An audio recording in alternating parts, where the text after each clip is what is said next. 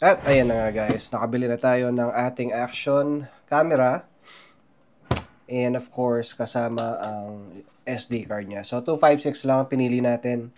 And of course, I'm very happy na meron tayo nito. And gusto ko lang kasing i-celebrate yung nagka-stars na tayo dito sa ating Facebook page. So ito yun. Treat ko sa sarili ko. Although we're not earning anything just yet, pero para lang mas gumanda pa yung quality ng video natin para sa mga viewers, 'di ba? And followers. So bakit nga ba natin pinili ito? Maganda kasi siya sa low light. And yung isang camera natin which is yung 360, para same brand sila, 'di ba? Hindi na mahirap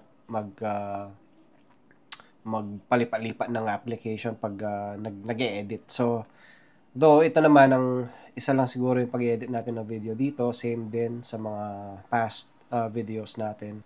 So, ayun. Let's start. So, ano ba ang kasama ng Insta360 Ace Pro 2? Check natin. So, yung camera mismo, binili na natin yung dalawa yung battery.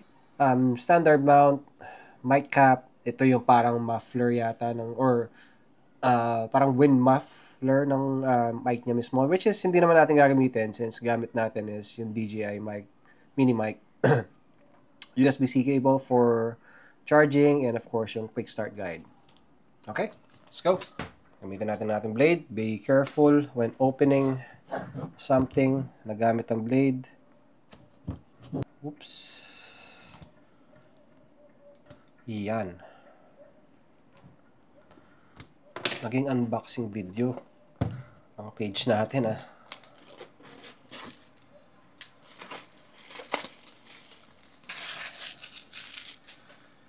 Okay.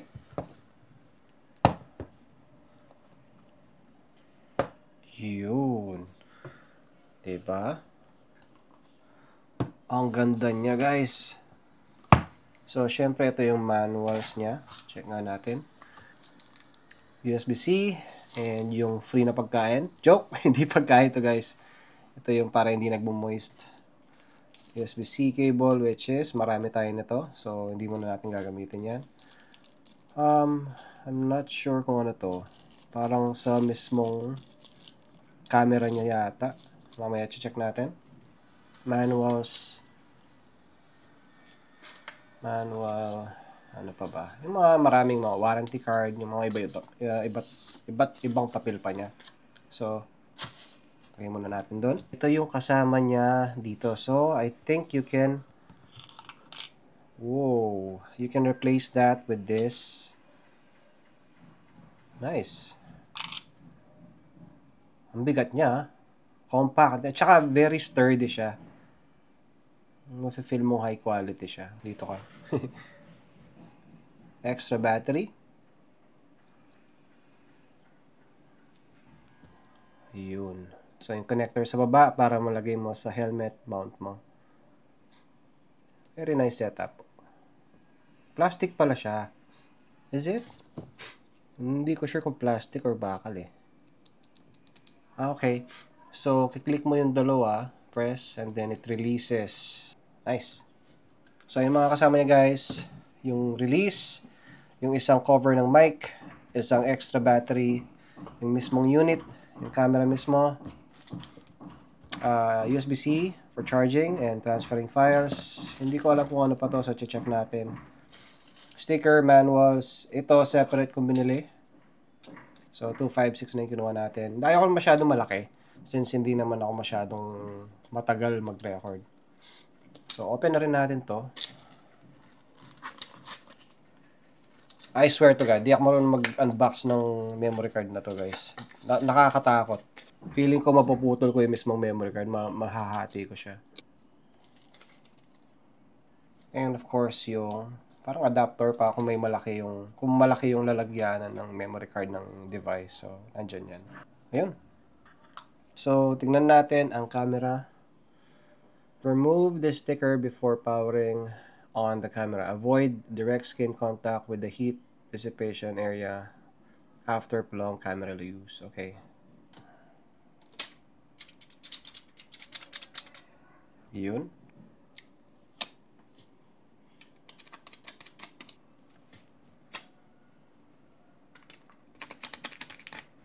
Ang laki ng camera niya, guys. And ang kagandahan nito, Leica.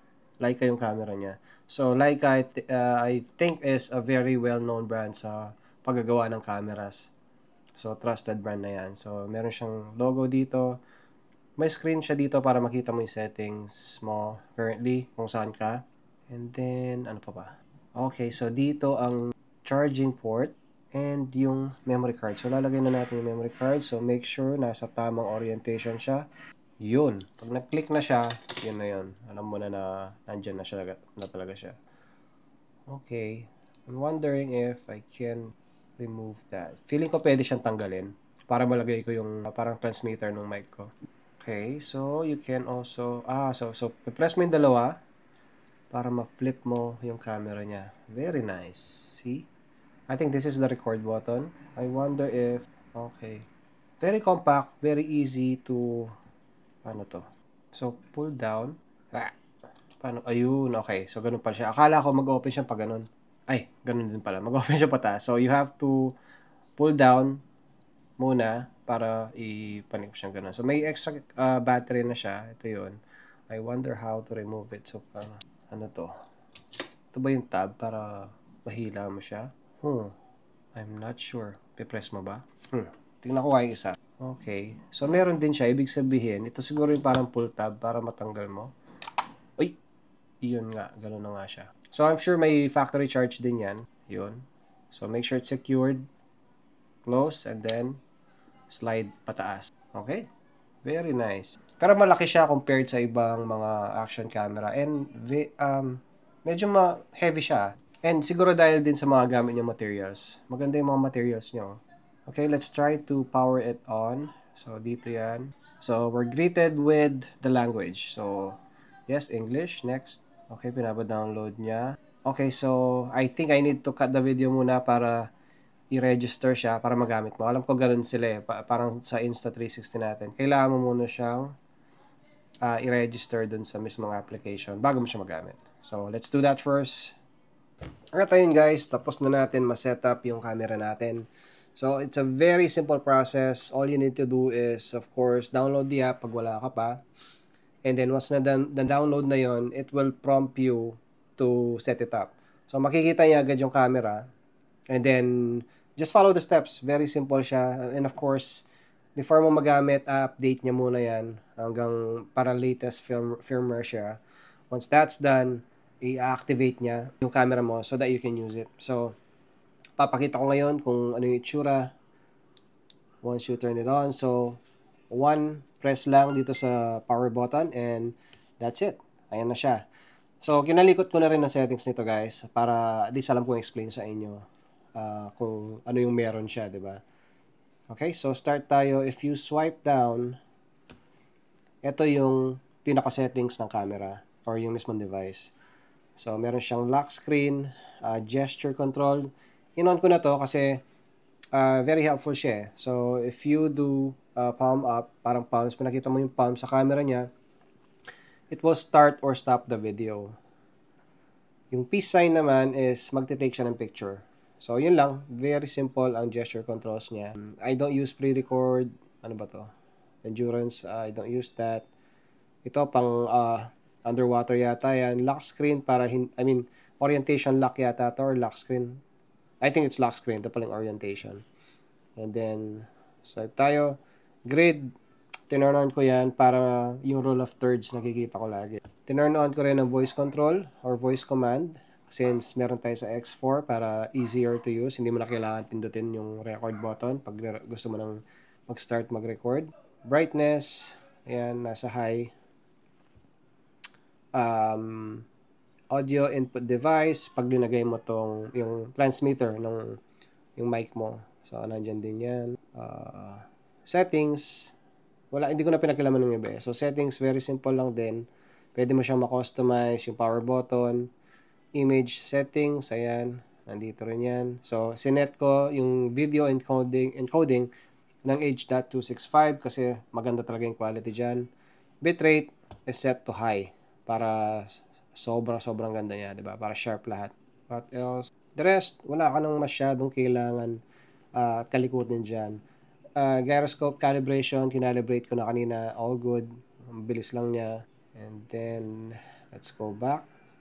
Let's go here. Since wala pa tayong mga na-record na videos, wala pa siyang papakita, syempre. So, swipe lang to the right. Pag gusto mo makita yon, swipe to the left. Ito naman ang manual settings ng mismong camera. So, I'm always at manual mode. Okay? iLog, that means para makashoot ka in a flat, para flat color siya, almost gray.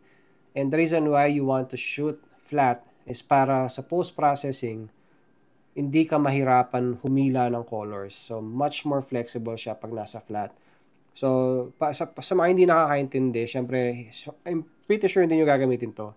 Kasi feeling nyo, ay, ang dull ng kulay eh. Ganyan-ganyan, di ba? Pero, sa mga nag-i-start dyan, I recommend na turn on nyo yun para sa post-processing, sa coloring, mas maganda yung kalalabasan ng video nyo. So, lagi naka-on sa akin yan. Shutter speed is at auto and I'll explain why. So, yung ISO ko, naka-auto, pero naka-max siyang 800. So, the reason why it's at 800 max, pwede rin siyang 400 max. Depende sa lighting conditions. Pero the lower this is, then the less grainy video you will have. Okay? So, very important yung guys. Make sure minimal yung ISO settings nyo. So, sa akin, what works for me is 800 max. I can try later on na mag 400 max. Let's see. So, auto, pero naka-cap siya at 400 ISO. Naka-auto ang shutter speed ko.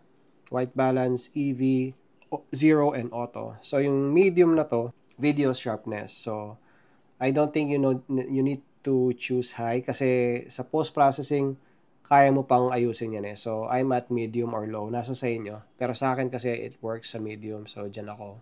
And what else? Swipe up. Ito naman ang modes ng mismong camera. So, right now, nagsishoot ako lagi at 4K, 60 FPS. Yun lang. Tinry ko dati ng 8K kaso parang hindi siya masyadong sulit.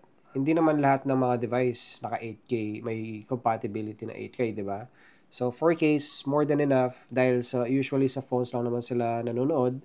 Siguro sa computers madalang. So 4K at 60 FPS is fine. Active HDR is on. Pwede ko naman off yan. Ratio is 16:9. Ito yung dimensions ng mismong video mo. Duration is set at infinity. I'm not sure why, pero ano kaya to? Anyways, siguro gusto mo mag-record ng 'di ba? 15 seconds ka lang. Kaso hindi ko gagamitin to. Laging infinity yan. Ayan. Swipe down, nakita na natin. Swipe up. Ayan. Yun yung modes. Swipe to the left. Manual settings or professional settings, kumbaga. Swipe to the right. Ito yung gallery mo. Now, dito sa main screen niya, makikita mo yung memory card sa taas. And it says 3 hours, 30 minutes. So, that means, yun yung kayang i-record sa current settings niya at 4K 60 frames per second. Naka-HDR din siya right now. Yung battery niya, nakikita mo, indicator, nandyan sa taas. May kamay siya, yun yung gesture control. So, pag in-off mo yan, mawawala yun. Naka-iLog din siya. So, ito yung naka-flat siya, flat colors. Yung sinasabi ko kanina. And then, pwede mo siyang de-warp. Ayan, ito yung mga iba pa, action, mega, ultra. So, napapansin nyo, lumalaki, lumiliit yung kamay ko, diba? Ayan o. So, action. Ito yung pinaka-widest view. Mega, ultra, de-warp, hindi siya naka-warp, parang hindi siya nag-fish eye, wala siyang image distortion. So, very similar siya sa de-warp siguro. Pero for now, nasa action tayo. I'm pretty sure maaayos mo pa yan pag nasa editing ka na. And of course, kung gusto mong ma-access quickly, kung yung mga modes, just click that, and then ayan, makikita mo yung mga modes. Ayan, di ba? Click mo yon, makikita mo yung mga, nawala. Click. Ayan ang mga modes niya. Pure video. Ito yung regular video. Nawawala siya agad. Pure video. Improves image quality. Ayan. Double tap to zoom. Oh, so ito bago to, hindi ko alam yun ha. Oh, di ba? Free frame video, apply flow state stabilization. Ano to? I'm not sure what that is. So paglalaroan natin yan. Time shift, ito yung parang hyperlapse. Iba pa yung time lapse, hyperlapse, guys. Dashcam, pwede mo rin din siyang gamitin as dashcam. Ayan. Slow motion, ayan, pwede siyang slow motion, of course. Starlapse, ito yung kung gusto mong Kaso dito sa Starlapse, kailangan mong iwan yung camera mo for many hours. So, make sure kung gagamitin mo ito,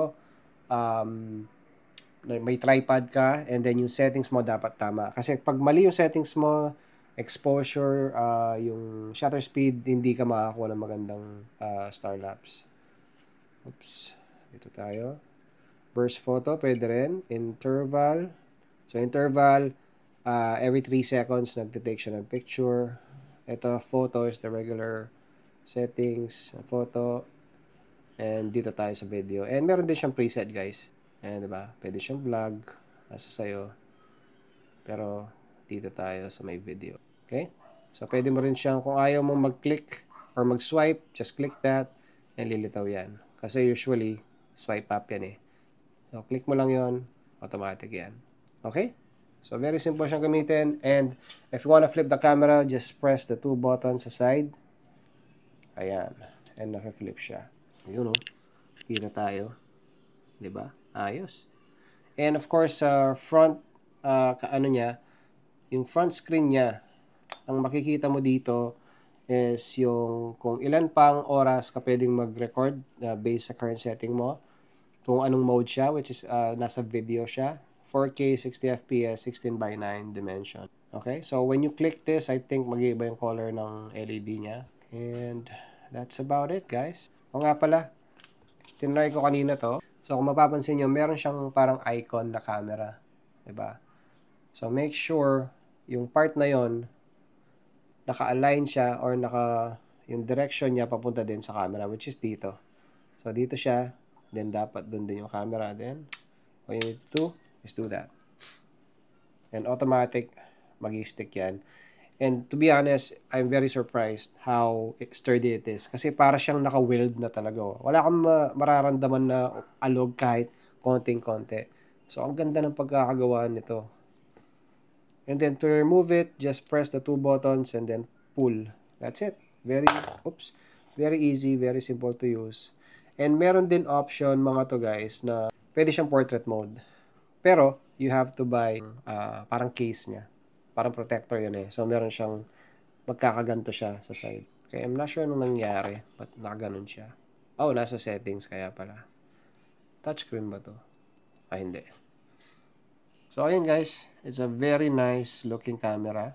Very happy with it. And hopefully, magamit natin ng maayos. Gumanda yung quality ng ating videos. Mas maging engaging since kita nyo na ang aking handlebar, yung speedometer and lahat-lahat. So, ito yung magiging primary camera and yung Insta360, yung magiging secondary camera. Yun kasi yung huhuli ng mga moments na hindi ko nakikita or hindi ko nalilingunan, di ba? Or nalilingunan. Hindi ko nakikita. So, yun yung purpose ng Insta360. And para dynamic tignan yung vlog natin. Ayun guys, so I hope you enjoyed. This is my simple unboxing. I also want to thank my wife. Thank you for letting me buy this. So, nakita niya kasi happy ako sa ginagawa ko. Tumawa lang siya eh. And of course, hindi lang to para sa akin. Para din sa inyo. Para at least maganda yung nakikita nyo video pag nag-vlog tayo. Again guys, I thank you very much for watching, for supporting me. And I hope hopefully mas marami pang vlogs. Peace.